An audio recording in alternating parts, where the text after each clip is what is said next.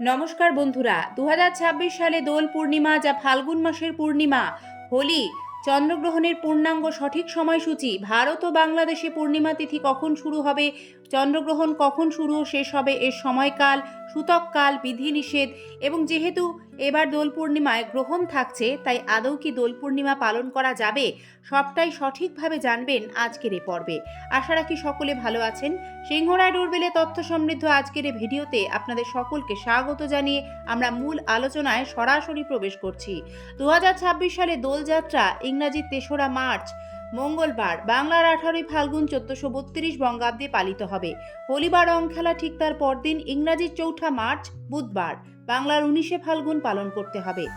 3রা March সন্ধ্যা 6:22 থেকে রাত 8:50 পর্যন্ত ন্যাড়া পোড়া বা হোলিকা দহনের শুভ মুহূর্ত থাকবে। দর্শক বন্ধুরা, এবার আপনারা দেখবেন দোল পূর্ণিমাতে ফাল্গুন পূর্ণিমা তিথি কখন শুরু ও শেষ হবে। পূর্ণিমা তিথি শুরু হবে ইংরাজি 2রা মার্চ সোমবার বিকেল 5:55 থেকে এবং এই পূর্ণিমা তিথি শেষ হবে ইংরাজি 3রা মার্চ মঙ্গলবার বিকেল 5:07। এবার আপনাদের জানাবো দোল পূর্ণিমায় চন্দ্রগ্রহণের সঠিক সময়সূচি। 2026 সালে ইংরাজি 3 মার্চ দোল পূর্ণিমার দিন ভারতীয় সময় অনুসারে এই চন্দ্রগ্রহণ শুরু হবে বিকেল 3:21 এবং গ্রহণ শেষ হবে সন্ধ্যা 6:46। বাংলাদেশ সময় অনুসারে এই চন্দ্রগ্রহণ 3রা মার্চ বিকেল 3:51 শুরু হবে এবং গ্রহণ সন্ধ্যা 7:16 সমাপ্ত হবে। দর্শক বন্ধুরা, যেহেতু ভারত ও বাংলাদেশে এই চন্দ্রগ্রহণ দৃশ্যমান অর্থাৎ দেখা যাবে, তাই তার সূতককাল বৈধ হবে। সূতককাল পঞ্জিকা অনুসারে চন্দ্রগ্রহণের জন্য ঠিক যখন থেকে গ্রহণ শুরু হয় তার 9 ঘন্টা আগে শুরু হয়, তাই যে জায়গায় যখন গ্রহণ শুরু হচ্ছে তার 9 ঘন্টা আগে থেকেই সূতককাল ধার্য হবে। ভারতের কোথায় কোথায় এই চন্দ্রগ্রহণ পরিষ্কার দৃশ্যমান হবে? দর্শক বন্ধুরা, 3রা মার্চের এই চন্দ্রগ্রহণ ভারতের উত্তর পূর্ব দিকে, বিশেষ করে নাগাল্যান্ড, মিজোরাম, অসম, মণিপুর, অরুণাচল প্রদেশ থেকে এছাড়াও পশ্চিমবঙ্গে স্পষ্টই দেখা যাবে। দেশের অন্যান্য অংশে যখন চাঁদ উঠবে তার আগেই গ্রহণের কবল থেকে চাঁদ বেরিয়েও আসবে, তাই সেই জায়গাগুলিতে সেদিন আংশিকভাবে চন্দ্রগ্রহণ দৃশ্যমান হবে। ভারত ছাড়া 3 মার্চের পূর্ণগ্রাস চন্দ্রগ্রহণ দেখা যাবে বাংলাদেশ, পাকিস্তান, আফগানিস্তান, ইরান, ইরাক, এছাড়া অস্ট্রেলিয়া, নিউজিল্যান্ড, দক্ষিণ আমেরিকা ও রাশিয়া থেকে এই গ্রহণ দেখা যাবে।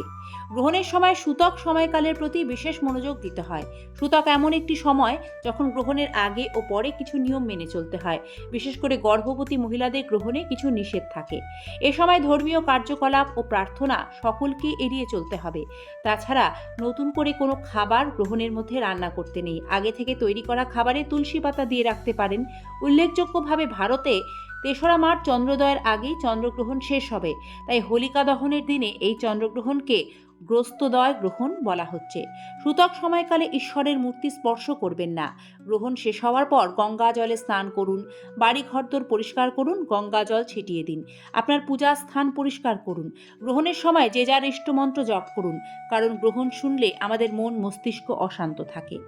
এবার সবচেয়ে বড় যে প্রশ্ন তা হলো, যেহেতু দোল পূর্ণিমা ও চন্দ্রগ্রহণ একই দিনে পড়ছে, তাহলে চন্দ্রগ্রহণের মধ্যে দোল পূর্ণিমার আচার অনুষ্ঠান নিয়মগুলি কি আদৌ পালন করা যাবে?